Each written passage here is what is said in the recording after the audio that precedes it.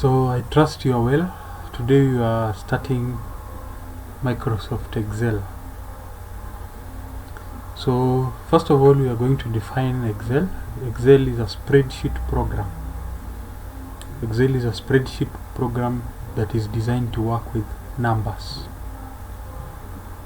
So Excel is a program that is fashioned to perform calculations, basic calculations, scientific calculations, and mathematical calculations. To open the said program, to open this spreadsheet program, you just type on the search box, you just type Excel. Then the Excel program will be displayed. You just click on it once and it will be open. Now, just like in Word, you can start your Excel from a blank workbook, or you can use templates that are available. So we shall start by a blank workbook. You can maximize the Excel window so that you can see it clearly. Just like we discussed in Microsoft Word, if you've forgotten parts of the window, just refer to the video of Microsoft Word Day 1, where we named these parts: the title bar, the control buttons, the menu, the quick access toolbar. Remember, we said the quick access toolbar we can add and remove commands. Under the menu we have the ribbon. This is the ribbon. When you click on page layout, this part is referred to as the ribbon. The ribbon is divided into groups, themes, page setup. If you click home tab, it has its own ribbon that is divided into different groups: clipboard, font, the alignment number. Those are groups. Now another part that is important in Excel is the formula bar. The formula bar will display different formulas used in calculations. We have columns. As you can see, Excel is made up of columns and rows. So this is column A. To identify a single column, position the cursor above the column. It will point to a dark pointer pointing below. The selected, now I want to select column C. You just click once on that column C. If you want to select many columns, you start by clicking on the first column, press and hold the left button and drag to the last column that you are selecting to. If you want to select those columns that are also not next to each other, non-adjacent columns, you select the first one like you've been told. Select column B and H only. So for me to be able to select H, I'll press down, hold control key down completely, don't release it, click on the column H. So you'll be able to select two non-adjacent columns.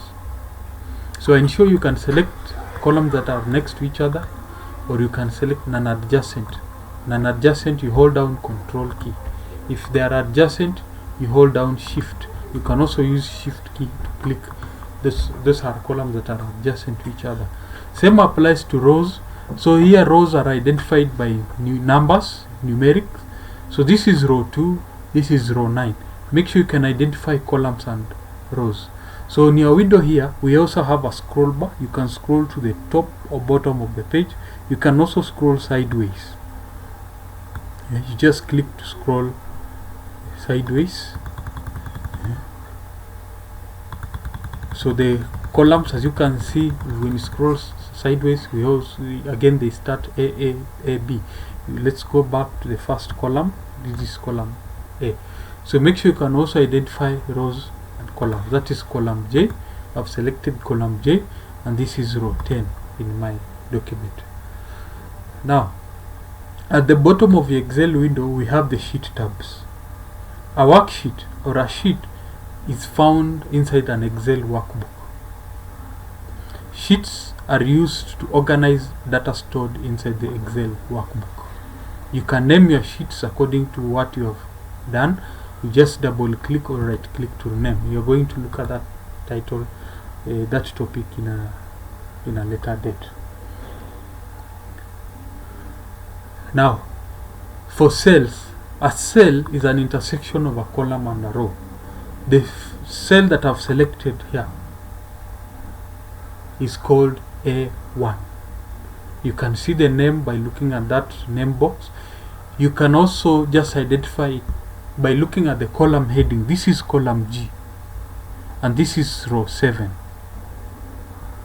So this cell is called G7. That's how we identify a single cell.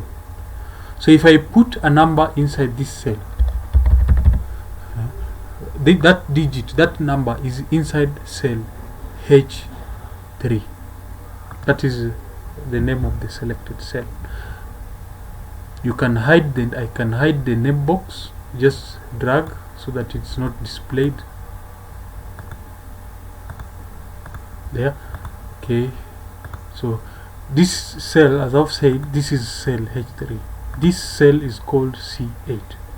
If I put another figure in another different cell, this is another cell, and I want to add these two figures in Excel, it's very simple. So you click where you want to get the answer.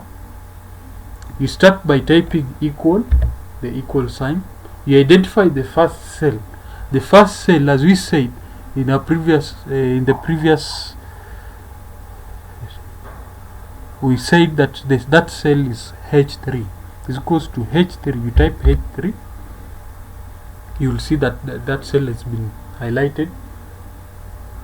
Plus, use a plus sign, is equals to H3 plus, use a plus sign, H4. So when you press enter, you will have added those cells. So if I have, again, I want to add these cells, these figures, and get the total in that particular cell. So equals, remember to start always with the equal sign. The first cell, as you can see, is E12. That is the name of that cell. So type E12, that is the first cell, plus, use plus, you press shift, plus F12, plus now the last cell, which is G12. We will have managed to add those cells. You can also subtract numbers, assuming I have a figure there and I want to subtract with another one. So these two cells I want to subtract. Start with the equal sign. So undo, let's undo first. So click where you want to get the answer. You have to click where you're getting the answer. Start with the equal, identify the first cell. The first cell, this cell is B6. As you can see, the column and the row, this is B6, B6 minus, you just use the mathematical operators, B6 minus B7. They are in the same column, so this is B7. You press enter. After you're finished, make sure you press the enter key. You can multiply numbers also. You just the same way. You start with the equal sign. You identify the first cell. This is L8 times, you use the asterisk on the keyboard, shift and 8, times M8. You can multiply numbers that way. You can also divide, just do it practically. You divide, so just enter a number into a cell and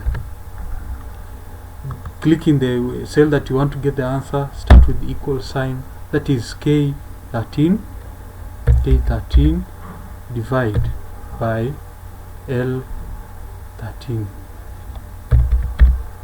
and you press enter, then you will have divided the two figures. So I want you to be able to identify single cells, because you're going to use them in calculations. You click on a cell, just look at the column heading and the row, that is S4, the name of that particular cell. So thank you, hope you enjoyed the lesson.